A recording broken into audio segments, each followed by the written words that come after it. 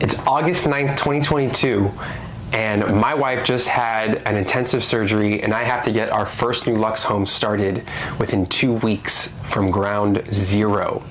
I don't know how I did it, but let's talk.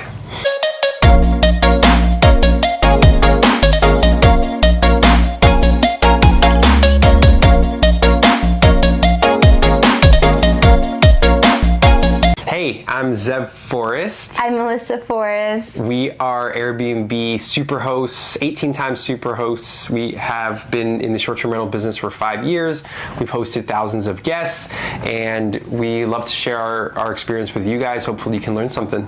Yeah, so on this video, we are actually going to be sharing with you guys the story of how we pretty much completed a huge luxury home within 2 weeks, from zero, ground up. And on top of that, I'm usually the one who does all the designing, and on top of that, I was post-op surgery. So how I did it virtually from WhatsApp video callings, and how we were able to pretty much work together and effectively and so powerfully. A background is we work on setting up our homes as a team. Yeah. We each wear our hats accordingly. Melissa is the designer, and she did preemptively start to design the home and gather all the items for this home and put them in the cart, right?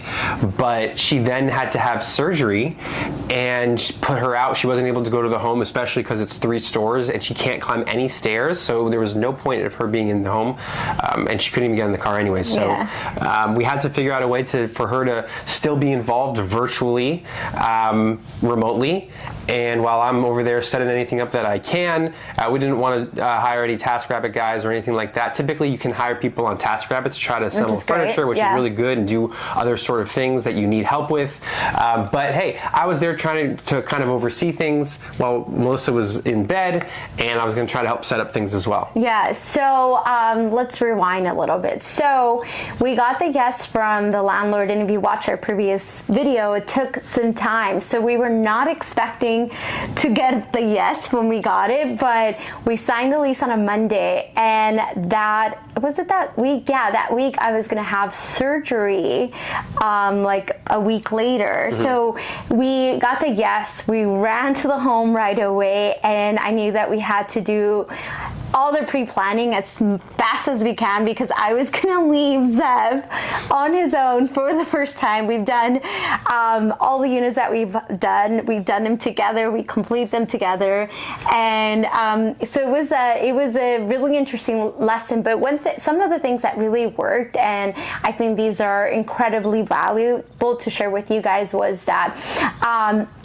I sat, like for each room, and every time we design a home, it's a different design. And this one, we were going for a Japandi luxury spa feel for the home. So I sat down and I pretty much did, like, say, master bedroom. I did 1-page master bedroom, 2nd bedroom, and I pretty much broke down each of the areas of the home, and I started planning my design that way, the vibe that I was creating.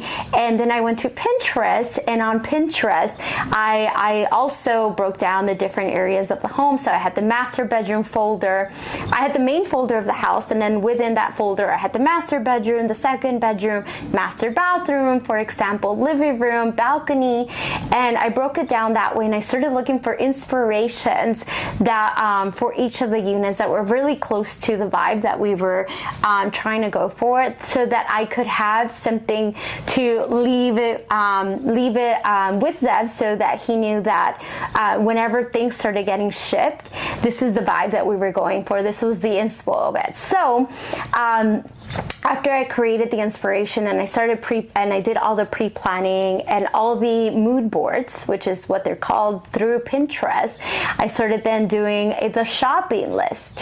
And my intention was to get as much as the shopping list done as fast as we could, because time was of the essence, especially with this rental arbitrage unit. Our rent is really high, so every day was a lot of money.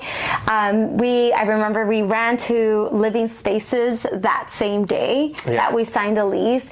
And our intention was that we had to get as much as we could, especially the big items, in person. That way, if something got delivered and it wasn't what we wanted, and I wasn't there to approve it or disapprove of it, we were able to at least eliminate that and just get what we were able to see. So that's something important to mention. It's really important. That even no matter how much time you have to get a property furnished, you could, let's say you even have a year.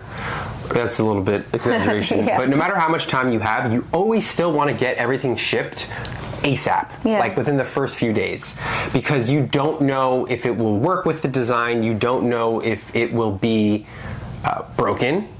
You don't know if they can send you a repair item in a timely fashion. You want to get that order in. We had the same item sent broken twice, so we had to get it shipped back and assembled 3 times. You can imagine. Yeah. So you always want to make sure everything is delivered ASAP, because you never know what to expect.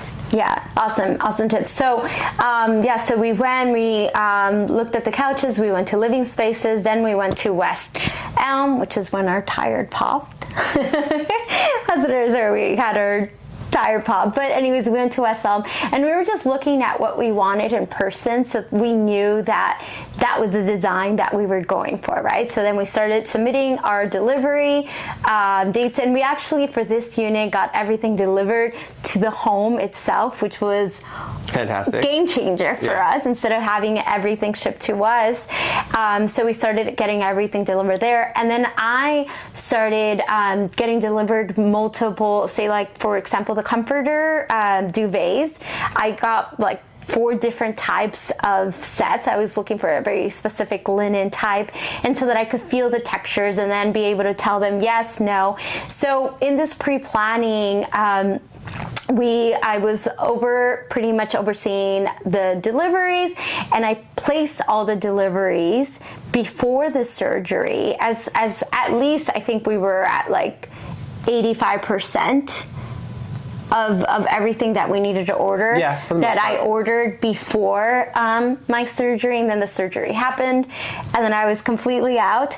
But what was key also in this was the support. I knew that Zev couldn't be completely alone in this, and I knew that I was only able to support virtually, to oversee and make decisions that way. So shout out to our girl Myra here, who came up and saved the day, and this is part of shout out to Myra big time. Yeah, so this is huge, and her daughter. Yeah, so this is huge, because when you guys are looking for design, and maybe, it's all about who you find to be part of your team. And Myra, when I thought of her, I knew she was the perfect person that was able to support us in completing the home and working with Zev. So I was able to pass everything I had to her. The Pinterest boards I was able to share with her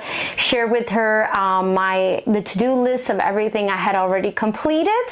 So I was already tracking everything that was already completed and everything that was still missing, with all the inspiration, so that it was pretty much like a handbook that was passed down to her, and it was like, here you go, I'm out for a few days, but I'll be available virtually, and it got done. And then, I mean, look, we had help on the ground, but Melissa was such a trooper.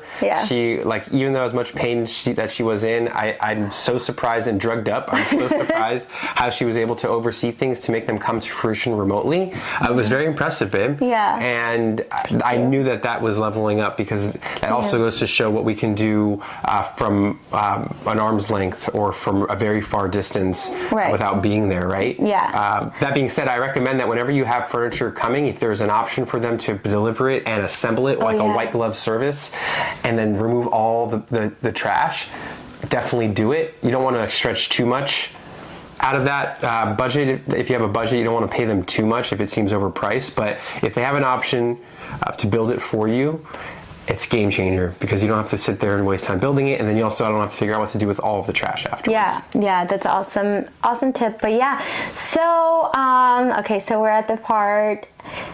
Oh, and then like you were saying, then it was like 10 virtual calls a day, just approving where things were going. But key point here is just really, really spending the time pre-planning the design and staging of your Airbnb, being really organized with your to-do list, and make sure that this is really important too, because save this.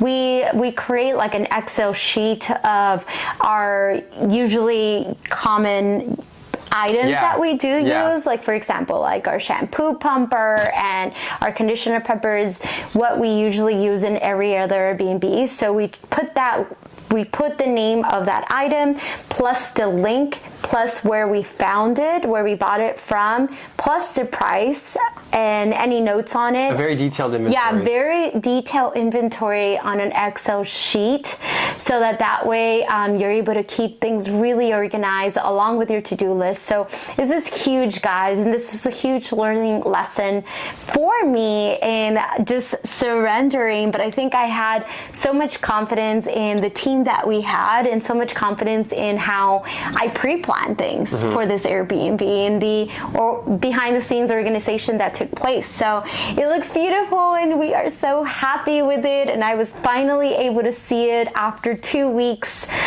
post-op surgery and approved of everything. And yeah, so we hope that this was helpful. Is there anything else you want to share from your side of the journey?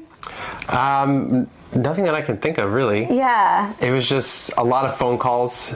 Yeah. A lot of phone calls to Melissa. Yeah, I was like, drugged up on my meds. I guess if there's anything, something I continue to do is that if there's anything that comes to mind for preparing a home that you got to do, immediately write it down. Yeah. Immediately write it down on a list that you either share with your team or yourself, that you check daily, because you never know if you'll forget it. Yeah. A small little task. It could be to exchange a soap bottle. It could be to refill something, or maybe take an eraser and erase some pencil marks off a wall. Anything so minor or major, write it down immediately so that you don't forget. You'd be surprised. Yeah. I forgot some things, and I always write that down now. Yeah, and an important thing is write your notes on a shared, we like to use, we were using Google Docs, and pretty much had like the check mark boxes on there, so that we're all on the same page, because I was so ordering things from the bed post-surgery, whatever I needed, and